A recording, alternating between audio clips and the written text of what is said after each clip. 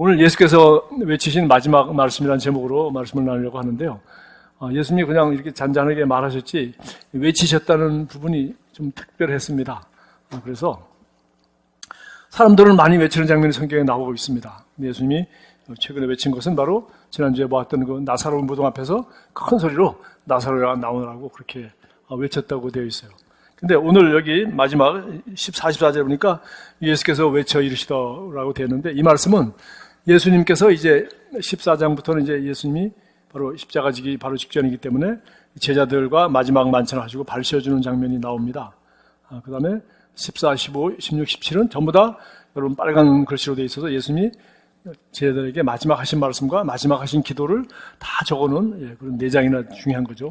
그 다음에 이제 18장, 19장은 예수님이 이제 재판받으시고 끌려가서 십자가 처형을 당하시고, 20장에는 부활한 내용이 이제 나오고, 이렇게 전체가 이 책 그렇게 되어 있습니다. 그런데 사실상 이제 이 제자들을 빼놓고 이스라엘 백성들을 향해서 예수님이 이제는 십자가 지기 전에 이제 이 군중을, 무리를 상대로 할 수 있는 마지막 말이에요. 마지막 지금 말할 수 있는 그런 기회예요. 그래서 예수님이 마지막으로 큰 소리로 외쳐서 한 3가지를 말씀하셨습니다. 자, 그래서 이렇게 했는데 여기 앞에 보면은 좀 이렇게 전체를 마무리하는 말씀이 있습니다. 37절에 이렇게 많은 표적을 그들 앞에서 행하셨으나 그를 믿지 아니하니. 자, 이제 마지막 11장에 죽은 나사로를 나흘 만에 살리는 이 사건을 통해서 수많은 표적을 행했지만은 이제 마지막 이런 표적을 행했음에도 불구하고 사람들은, 안 믿는 사람은 여전히 안 믿더라는 겁니다. 왜 안 믿는가 보니까 여기 쭉 이사야서를 가지고 인용하면서 설명해 놓았는데, 그것은 바로 그들이 눈이 멀고 마음이 완고해져 있기 때문에, 그러니까 쉽게 얘기해서 들으려고 하지 않고 보려고 하지 않기 때문에, 우리 로마서에서 바울은 말하기를 그들이 마음이 하나님 두시기를 싫어하며 하나님 없는 그 상실한 마음대로 내어버려 두사, 그들은 그냥 그 상태에서 하나님을 싫어하니까 하나님 없는 그 상태로 내어버려 두면은 그들은 영적인 것에서 눈먼 상태에서 죄와 저주 가운데 살아가는 거죠. 똑같다는 겁니다. 그래서 하나님께로 나오면은 자기들이 어둠이 들통날까봐, 그래서 그들이 결국은 듣고 싶은 것만 듣고 보고 싶은 것만 보려고 하기 때문에 아무도 어떤 기적을 경험해도 이렇게 믿지 않는다는 겁니다. 또 두 번째는 어떤 사람들이 있는가 하면 여기 우리 42절에 이렇게 말했어요. 많은 관리들도 예수를 믿었다는 겁니다. 그러나 바리새인들이 두려워서 출교를 당할까봐, 그 당시 기득권 세력이고 그 당시 사회 분위기였죠. 그래서 예수님이 맞다는 거 알고 믿어야 되겠는데 자기는 믿어지는데, 그러면 거기 믿었다가는 완전히 자기가 아주 여러 가지 권세를 잃고 여러 가지 불이익을 당할 것 때문에 두려워서 믿는다고 말을 못한 거죠. 그래서 여기 19장 38절, 요한복음 19장 38절, 39절에 보면 드디어 이제 예수님이 십자가에서 끔찍하게 죽은 뒤에 이제 벌어졌습니다. 그때 아리마대 요셉이라는 사람이 와서 예수를 시체를 달라고, 이제 사형소유 시체니까 갖다 버리겠죠. 그러니까 시체를 달라고, 자기가 믿는 사람이기 때문에. 그래서 자기가 돌로 된 무덤에 예수님이 이제 사흘 동안 빌려 쓰게 된 겁니다. 그리고 그때 바로 그 요한복음 3장에 나오는 아리마대 요셉이라는 사람이 밤에 찾아왔던 그 아리마대 요셉도 그때 와가지고 아주 값비싼 향유를 가져와서 예수님 장례식을 준비해서 이렇게 몸에 발라서 무덤에다 안착하는 그 장면이 나오는데, 그 두 사람 다 마찬가지죠. 대표적으로 기득권 계층에, 그야말로 상류사회에 예수 믿으면 잃어버릴 게 많은 그런 사람이었어요. 그리고 그것이 잃어버릴까봐 두려워서 결국은 죽은 뒤에 와서 시체 달라고 그러고 기름 바르는 일을 해서, 그것도 대단한 사랑과 헌신과 위험이지만 그 정도밖에 하지 못했던 것을 알 수 있는데, 바로 이런 사람이죠. 그래서 공개적으로 드러나게 말하지 못하고 하는 거죠. 그러나 진실도 알고 사실도 알고 예수님을 알고 믿긴 하는 겁니다. 근데 겉으로 표현을 하지 못하는 거죠. 불이익 때문에. 자, 그래서 또 43절에 보니까 그들은 사람의 영광을 하나님의 영광보다 더 사랑하였더라. 단순하게 그냥 두려움 때문도 있지만 그 외에도 잃어버릴 것이 많기 때문에, 예수님이 우리의 구원자로 구세주로 이 세상에 오셨지만, 진리가 오고 빛으로 오셨지만, 사람들은 자기가 사람들을 두려워해서, 그리고 그냥 안 보려고, 자기 유대인들, 바리새인들이 자기 종교를 지키려고, 자기들이 믿음 체제에 구약성경부터 믿어왔던 자기들이 바로 정통 아닙니까? 그 정통을 지키려고 이단이라고 예수를 정죄해서 그를 십자가에 못 박게 하고, 자기 나라 법으로는 죽일 수 없으니까 로마의 법을 빌려가지고 예수를 죽이는 거죠. 여기까지 온 겁니다. 그래서 예수님은 이제 죽음을 향하여 이제 며칠 전에, 지금 닷새였어요 전에 13장으로 이제 바로 넘어갑니다. 그래서 정말 여기서 이런 상황 가운데 여기 예수님께서 외쳤다고 해서 마지막으로 외친 말이니까 굉장히 중요한 말입니다. 그러니까 이 나머지 시간은 13장부터 17장까지 제자들과 함께 했던 내용을 이렇게 자세히 기록해 놨고요. 그리고 그 제자 중에 하나가 예수를 팔아서 이제 십자가를 지게 되는 거죠. 그러나 예수님은 바로 이 제자들에게 마지막 시간과 마지막 사랑을 쏟은 이유도 사실은 뭡니까? 그들이 예수님이 어떤 분인지를 알고, 그들이 예수님이 어떻게 십자가를 지게 되고 어떻게 그들을 사랑했는지를 알고, 그들이 바로 자기를 십자가에 못 박으라고 외치는 이 군중들에게 마지막 예수의 증인이 되어 그들을 구원하게 하려고 제자들에게 시간을 써준 거죠. 그렇죠? 제자들만 특별히 이뻐서가 아니라 그들로 하여금 주님의 마지막 가르침과 사랑과 모든 진리를 다 쏟아놓고 그들이 예수의 진정한 증인이 되어 바로 자기를 십자가에 못 박게 하는 이 군중을 살리려고 하는 걸 알 수 있습니다. 그래서 성경을 공부하다가 일주일 내내 고민하다가 예수께서 크게 외친다는 동사를 찾아보니까 이게 아주 큰 소리로 외치는 것이고 예수님이 자주 외쳐본 적이 없어요. 그런데 사람들은 많이 외쳤더라고요. 어떻게 외쳤습니까? 오늘 12장 13절에 종려나무 가지를 가지고 맞으러 나가서 외치되 호산나, 찬송하리로다 주의 이름으로 오시느냐고. 그들이 호산나, 우리를 구원하소서. 정말 이분이 메시아라고 하는 거죠. 메시아라는 확신을 가지고 나귀를 타고 오시니까 성경대로 이루어지는구나 해가지고서 호산나, 우리를 구원하소서 하고 난리를 내고 환영을 했어요. 종려주일에. 예수님 십자가 지기 일주일 전이죠. 그런데 그 사람들이 불과 일주일도 안 돼가지고 어떻게 했습니까? 자, 빌라도 앞에다가 그를 죽여달라고 외치면서, 야, 내가 검사해보니까 여기 마태복음 27장에 잘 나와 있습니다. 빌라도가 말했다. 아무리 따져봐도 잘못한 게 살인한 자도 아니고 거짓말을 한 것도 아니고 도대체 이 사람 십자가 처형을 당할 만큼 그런 반란을 한 것도 아니고 나는 죄를 못 찾겠다 라고 여기 말합니다. 빌라도가 말했다. 도대체 그의 죄목이 무엇이란 말이오? 도대체 난 무슨 죄를 졌는지 모르겠는데 하니까, 그러나 사람들은 더욱 크게 외쳐댔다. 그를 십자가에 못 박으시오. 그래서 여기 보니까 여기 크게 외쳤단 말이고, 예수님이 외쳤단 말이나 십자가 외치라고 계속 반복해서 말하는 그 군중들이 소리나, 일주일 전에는 어떻게 했어요? 예, 구세주여, 우리의 구원자여, 우리를 구원하소서, 호산나, 우리를 구원하소서. 일주일 만에 완전히 판이 뒤집혔습니다. 심지어 로마인, 아무것도 모르는 로마인 빌라도마저도, 아니 나는 이 사람 죄가 하나도 없는데, 죄목이 없는데 어떻게 사형을 시키나 하는데, 저 사람을 죽여주십시오. 당신 저 사람을 죽이지 않으면 당신은 가이사의 부하가 아닙니다. 이 사람은 반란죄를 졌습니다. 이런 식으로 증거도 없는 죄를 갖다가 뒤집어 씌워가지고 예수님을 십자가에 못 박게 하는 거죠. 이것이 예나 지금이나 이 군중들의 심리는 다 이렇게 가는 거예요. 이렇게. 그런데 이런 그 외침 소리, 예수님이 이 마지막으로 이렇게 외쳐서 외쳤겠어요. 예수님이 설교하면서 외치면서 설교했다는 얘기는 여기밖에 없고요. 그다음 7장 37절 38절에 명절 마지막 날에 예수님이 하신 거죠. 누구든지 목마르거든 내게로 와서 마시라. 날 믿는 자는 그 배에서 생수가 강물처럼 흘러나올 것이다. 요 얘기할 때도 외쳤단 말이 있어요. 거기밖에 없고 그다음에 여기밖에 없어요. 그래서 이것은 사실 너무 중요한 말이고 예수님이 군중을 향한 마지막 설교라고 할 수 있어요. 그러니까 우리가 잘 들어야 되겠죠. 마지막 군중을 향한 설교. 이제 이렇게 해서 예수님이 잡혀서 십자가에 지실 때 예수님이 또 십자가에서 한번 크게 외쳤다는 소리가 또 나와요. 그게 뭐냐면 엘리 엘리 라마 사막다니, 나의 하나님 나의 하나님 어찌하여 나를 버리시나이까. 그러니까 정말 우리는 이 말씀을 보면서 정말 로마서 4장 25절 너무나 유명한 복음이죠. 예수는 우리가 범죄한 것 때문에 내줌이 되고 우리를 의롭다 하시기 위하여 살아나셨느니라. 그래서 그들은 그렇게 외쳐서 예수님을 정죄하고 죽이라고 했지만은 예수님은 외친 소리가 뭐예요? 아버지께 아버지의 뜻을 순종하여 버림을 받는 것이었어요. 그래서 어찌하여 나를 버리시나이까. 그래서 이것도 예수님을 내어줬다는 단어도 찾아보니까 여기 쓰였어요. 어제 유다가 은 30을 받고 바리새인들에게 예수님을 내어준 겁니다. 바로 치운 거죠. 그다음에 빌라도가 예수님을 자기가 의롭게 자기 권세를 가지고 이 사람 죄 없다라고 판단하지 않고 군중들의 뜻에 너희들은 어떻게 했으면 좋겠어? 그러니까 바라바와 예수와 둘 중에 하나는 내가 풀어줄게 했더니 예수를 죽이고 바라바를 풀어달라고 군중들이 소리 지른 바람에 빌라도가 나는 잘못 없어 하고 손 씻고 군중들에게 판단을 맡기도록 군중들이 옳다만 옳은 거야.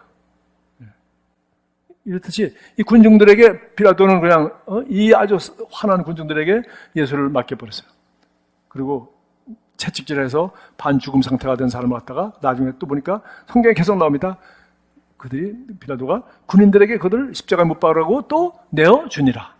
유다도 내어주고 빌라도도 내어주고 군중의 뜻에 내어주고 군인들에게 내어주고. 그래서 예수님은 우리 죄를 짊어지고 죄 때문에 우리가 범죄한 것 때문에 내어줌을 받았다. 똑같은 단어로 쓰여있어요. 근데 예수님은 스스로 자기 목숨을 내어놓으셨어요. 그리고 하나님 앞에 버린 바가 되었어요.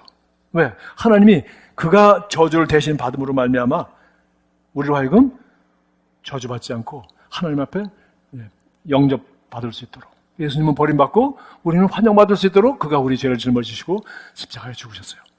자, 그래서 이런 주님이 이제 십자가를 지기 전에 마지막으로 자기를 십자가에 못 박으라고 외칠 이 사람들에게 한 마지막으로 사랑의 말로, 마지막으로 한 유언과 같이 큰 소리로 외쳐서 딱 세 가지를 얘기했어요. 그러니까 이거 참 우리가 꼭 들어야 될 말인 것 같습니다. 그래서 제가 보니까 첫 번째는 이겁니다. 44절, 나를 믿는 자는 나를 믿는 것이 아니요 나를 보내신 이를 믿는 것이며 나를 보는 자는 나를 보내신 이를 보는 것이니라. 와, 예수님이 마지막으로 꼭 하고 싶은 말이 그거였어요.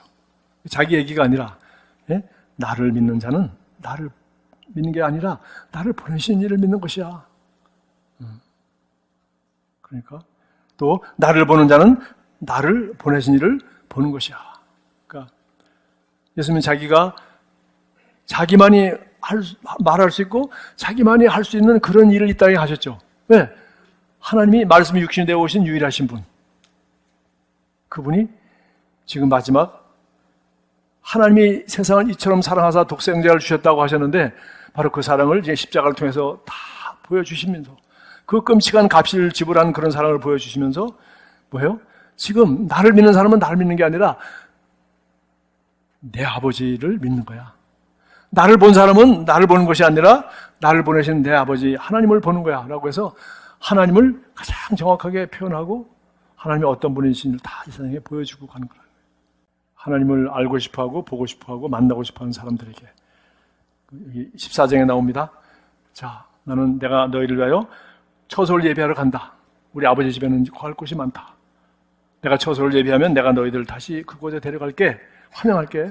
데려올 거야. 그랬더니 제자가 물었죠. 주님이 어디로 가시는지도 모르는데 우리가 그 길을 어떻게 알겠습니까? 그러니까 예수님이 내가 곧 길이요 진리요 생명이니 나로 말미암지 않고는 아버지께로 올 자가 없느니라. 14장에 나오는 말이에요. 바로 사실 이 말씀이죠. 예수님만이 아버지를 그대로 보여주신 분이고 예수를 믿으면 하나님을 믿는 것이고 오직 예수를 통해서만 하나님께로 나아갈 수가 있고 예수의 십자가를 통해서만 우리가 예수님을 믿음으로 우리 죄를 씻김받고 예수의 피로 씻겨서 의로운 하나님 자녀로 환영받을 수 있게 되는 유일한 길. 그 길이 바로 예수님은 이제 십자가를 통해서 보여주실 것입니다. 그러나 자기가 말할 수 있는 마지막 기회를 통해서 내가 바로 길이고 진리고 생명인 것을 그렇게 말씀하셨어요. 자, 두 번째는 나는 빛으로 세상에 왔나니 물은 나를 믿는 자로 어둠에 거하지 않게 하려 함이로라. 사람이 내 말을 듣고 지키지 아니할지라도 내가 그를 심판하지 아니하노라. 내가 온 것은 세상을 심판하려 함이 아니요 세상을 구원하려 함이로라. 나를 저버리고 내 말을 받지 아니하는 자는 심판할 리가 있으니 곧 내가 한 그 말이 마지막 날에 그를 심판하리라. 이게 두 번째 얘기입니다. 두 번째 얘기는 뭐예요? 예수님께서 세상의 빛으로 오셨다는 겁니다. 그리고 나는 심판하러 온 게 아니라고 그랬어요. 왜? 너희들이 심판을 받지 않도록 하려고 내가 대신 십자가의 저주를 받고 심판을 내가 받으려고 왔어. 그래서 너희들은 심판 받지 않고 너희들은 내가 너희를 그렇게 사랑하고 죄값을 지불했던 걸 믿기만 하면 돼. 라고 해서 이제 그렇게 세상의 빛으로 오셨어요. 그런데 사람들이 이런 예수님을 왜 나오기를 거절합니까? 왜 세상의 빛으로 왔는데 왜 싫어할까요? 제가 여기 똑같이 요한복음 3장 19절 말씀, 그걸 이 말씀이 좀 더 쉽게 설명한 것 같아요. 예. 그 정죄는 이것이니, 주님은 정죄하지 않는다 그랬어요. 정죄하러 온 게 아니라 대신 정죄받고 우리를 의롭다 하시게 왔는데, 그 정전이 이것이니 곧 빛이 세상에 왔으되 사람들이 자기 행위가 악함으로 빛보다 어둠을 더 사랑하는 것이니라. 왜 그래요? 왜 군중이 사람을 죽이라고 하고 정말 불의한 짓을 하고 왜 군중이 어떤 편이 되죠? 결국은 자기 유익을 위해서 그렇게 하는 거죠. 자기의 거짓을 감추기 위해서, 자기의 육신적인 이익을 구하기 위해서. 참 그렇게 하는 것처럼 여기 빛 가운데 나오면 자기 행위가 악함으로 빛보다 어둠을 더 사랑하는 것이라. 악을 행하는 자마다 빛을 미워하여 빛으로 오지 아니하나니 이는 그 행위가 드러날까 하며 진리를 따르는 자는 빛으로 오나니. 이게 뭐예요? 빛이란 것은 진리를 말하는 거예요. 어둠은 거짓을 말하는 거죠. 그래서 진리를 따르는 자는 빛으로 오나니 이는 그 행위가 하나님 안에서 행한 것임을 나타내려 함이라 하시니라. 그래서 요한복음 8장 12절 나는 세상의 빛이니 나를 따르는 자는 어둠에 다니지 않고 생명의 빛을 얻으리라. 이 빛이 뭐예요? 예수님이 진리를 나는 길이요 진리요. 그래서 우리는 예수님이 마지막 하신 이 진리 말씀을 우리가 지금 듣고 있는 것입니다. 진리는 하나님 우리를 사랑하시고 우리를 심판하려고 온 것이 아니라 우리를 정말 복을 주시려고 우리에게 오셔서 정말 지금 마지막으로 외치는 소리입니다. 자, 근데 맨 마지막에 이제 세 번째는 49절과 50절입니다. 내가 내 자유로 말한 것이 아니요 나를 보내신 아버지께서 내가 말할 것과 이를 것을 친히 명령하여 주셨으니 나는 그의 명령이 영생인 줄 아노라. 그러므로 내가 이르는 것은 내 아버지께서 내게 말씀하신 그대로니라. 마지막 뭐예요? 예수님은 자기가 스스로 말씀하신 것이 하나도 없다고 그랬어요. 그리고 내가 이르는 말은 아버지께서 내게 말씀하신 그대로 말한 거다 라고 예수님이 말씀을 하셨어요. 그리고 예수님은 그 말씀이 뭐라고 그랬어요? 그 말씀이 나는 그의 명령이 영생인 줄 아노라. 이 참 중요한 겁니다. 그래서 결국은 예수님이 마지막 외친 말을 우리가 세 가지로 나눌 수 있다면 하나는 뭡니까? 하나는 바로 예수님을 믿고 예수님 말씀을 듣는 것은 바로 하나님을 믿는 것이고 하나님을 본 것이고 예수님은 하나님과 똑같은 분이시다.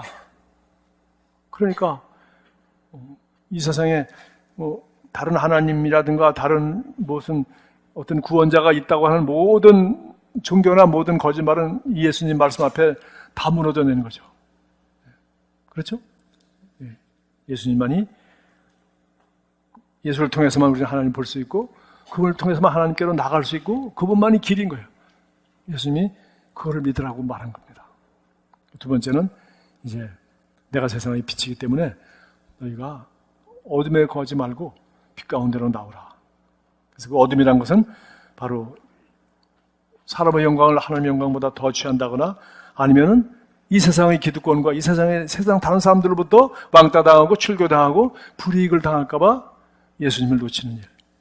그런 일을 하지 마라. 그러면 뭐예요?